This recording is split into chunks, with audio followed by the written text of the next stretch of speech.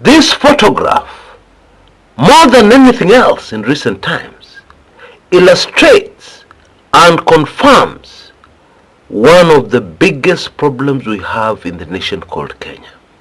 The cause of so much trouble right across the nation. Oh yes, all in a single photograph. And no, I'm not talking about a person. I'm not talking about anybody. I am talking about a style of management that for all intents and purposes can only cause disaster, confusion, wrong decisions, blunders, etc., etc. Everything that should never happen in a democratic country that has a constitution. In one word, micromanagement. Now for those who watch movies, and especially the movies that have presidents in them, admittedly, a president can be interrupted. We have seen that.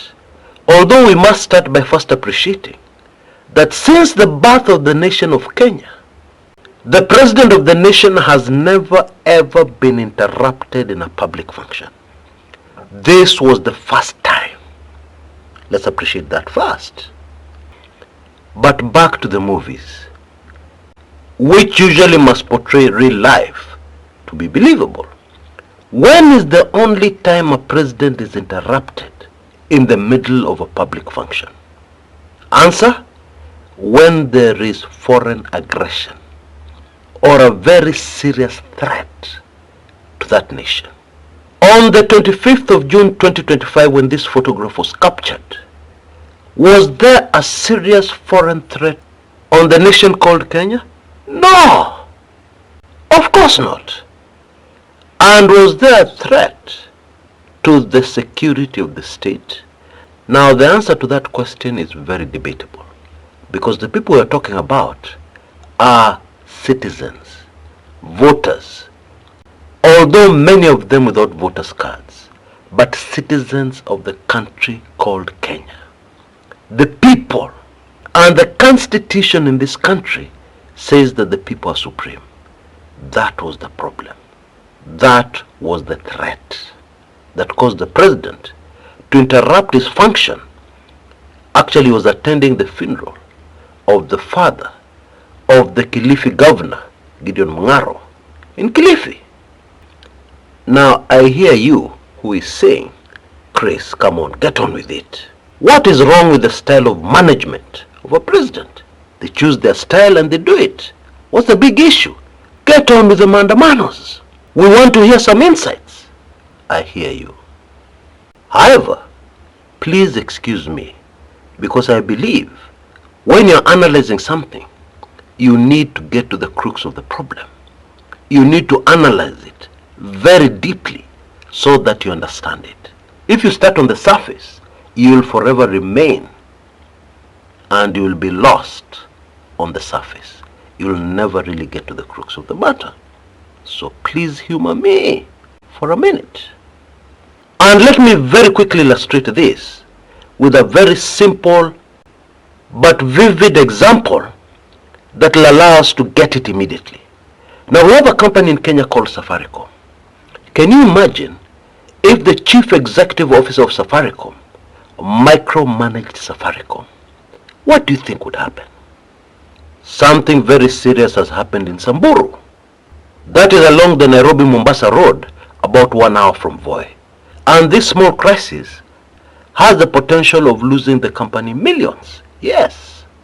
But the chief executive officer of the company is interrupting a meeting from his Westlands office to speak to the people on the ground. Have the police arrived? Call me when the police arrive, etc., etc. Do you think Safaricom would be as successful as it is today? And remember that in comparison, a country has many, many more moving parts than a large corporation like Safaricom. So the president was giving instructions over the phone. And we even have a very good idea what it was all about. Most likely, it was about shutting down the airwaves, pulling the plug on live transmission by our television stations on the mandamanos that were ongoing. Please don't brush this off. This is very important. Remember, the instructions are being given directly from the president. Not an aide, not a trusted assistant. The president himself is interrupting a function to speak on a mobile phone. Hang on to that thought and let us proceed. The Gen Z protests on the 25th of June 2025 were a very big disappointment to impatient armchair patriots who were expecting Gen Z protesters to breach key institutions and force a change in the country. That is what they were expecting. It didn't happen. But in my opinion, the country crossed another treacherous section in its slow but sure march towards a better Kenya, towards the new Kenya, but at great cost to property and lives. Oh boy. Oh yes, lives were lost. Now, we don't have exact figures, which again speaks volumes about the current regime. Some sources say 11 Kenyans lost their lives. Others insist much more, many times that number. But a human rights coalition gave us the figure of 8 confirmed. 8 precious souls were lost on the 25th of June 2025. And the saddest thing about it is that these lives were lost needlessly. There was no need. There is no conceivable objective that was achieved by losing these lives, these very precious Kenyan lives. Young lives. What a tragedy. Hundreds were injured, and some of those injuries were serious. Some of them may have to carry those injuries for the rest of their lives. For what? For what? But for me, the deadliest thing that happened yesterday was that the country crossed a very serious line. You know, when you're micromanaging things, it is impossible to see the big picture. It is impossible to spot dangers that are looming. For the first time, we witnessed the deliberate targeting of policemen and government installations. Why is that a big deal?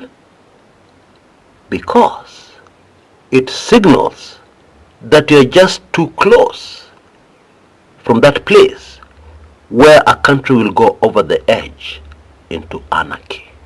And trust me, nobody wants that to happen. That will not help you. That will not help anybody. And the saddest thing of all is that actually this has been provoked by the police themselves and the government. Will you believe that yesterday we had cases of people who were lying flat on the ground who were still shot by the police? Walikula risasi. There were even people minding their own business, going about their daily activities, not even involved in the protests, who still got shot. Somebody waiting for the scarce public transport to go to Kangware, walikula risasi. And they were seated, waiting. They were not protesting. And there is nothing wrong with protesting, according to our constitution. And the saddest case of all, somebody who was at his workstation, doing his job as usual. In fact, within the compound of the Kenya Power and Lighting offices in Gara, a security guard. In Kenya we call them watchmen. And human rights organizations need to investigate hile risasi iliwo huyu jamaa. Si ya kawaida. And should never ever be used, let alone in peaceful demonstrations. Hii risasi ililipuka ndani ya matumbo yake. Oh boy. Oh boy. May the God of Abraham, Isaac, and Jacob have mercy. Oh boy. And this brings us to a mystery, which in my opinion can only be solved by somebody who understands the spiritual. Let me just leave it there. Because when the Maandamano started in the year 2023, it was very easy to understand the objective here of scaring the public so that they stop the protests. However, this was 1 year after the deadly protests of 2024, when those resources did not work. Why are we still using them? What could be the reason? Surely, the objective of scaring the Gen Zs into submission cannot be still there. There must be another reason. Every major news outlet on the globe was in Nairobi or was represented in Nairobi on the 25th of June. The eyes of the world were firmly fixed, locked on the nation called Kenya. And then you go and you shut down the TV stations. Hey, please somebody help me to see how the government gained from this one. Please somebody help me to see how the government did not lose big time. Oh, just from this one single blunder of a decision. Because let's face it, there is social media, there is TikTok, widely accessible right across the country to the very remotest areas. And then we have the internet. You can still access the TV stations via the web. So how does such a move help a government? This is a very big puzzle and a mystery to me. I'm sure you'll agree with me that if you're a government and you want to stay in power, especially here where we have reached, then you cannot afford to make mistakes like these ones. Who advises the government? Who thinks on behalf of the government? Because everybody knows that thinking will always win over brute force. Oh, I forgot. The country is micromanaged. You know, when you micromanage things, this is what happens. This is what is bound to happen. But then let us now answer the question that is on the minds of everybody. What next? Okay, let us answer that question by establishing where we are now. Yeah, because you don't know what is going to happen tomorrow. You don't know what is going to happen next. But then by analyzing where you have reached, it is easier to imagine what may happen next. Ladies and gentlemen, we have a country where the real powerful rulers are the Gen Zs. Because the government announced very clearly that there would be no demonstrations on the 25th of June. And that anybody who wants to do anything to remember the victims of June 25th, 2024 can do so in their houses, in their homes. But what happened? We had protests right across the country. In other words, the Gen Zs are currently in charge, whether you like it or not. Whether I like it or not, that is the reality. And then we have the entire world's attention focused very sharply on Kenya. Now here's the thing that could bring about change very quickly. In case you didn't know, we have many powerful forces who cannot afford to have chaos and anarchy in the country called Kenya. They can't. And currently they're very nervous. Some of these powerful forces control finances. Other powerful forces are Western nation governments. And they can never even begin to imagine a situation where Kenya is ungovernable.